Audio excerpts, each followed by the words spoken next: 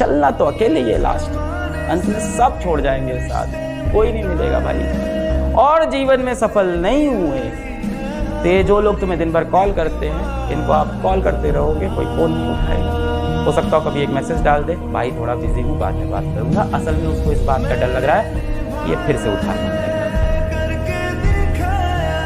Road पे आपको कोई आपका दोस्त दिख जाएगा ना बहुत पुराना, और मान लो आप जीवन में सफल नहीं हुए और आपका दोस्त सफल हो गया, रोड पे दिख गया ना देखने का नाटक करते हुए, आपका कोई बहुत घनिष्ठ मित्र होगा, अगर आप जीवन में सफल नहीं हुए, ना देखने का नाटक करते हुए निकल जाएगा। सच्चा दोस्त ढूंढना बहुत मुश्किल है आज के जमाने में भाई, जो आपके लोएस्ट में आपके साथ खड़ा हो जाए, वही ये सच्चा दोस्त। ये खुशी में तो हर कोई आ जाता है यार,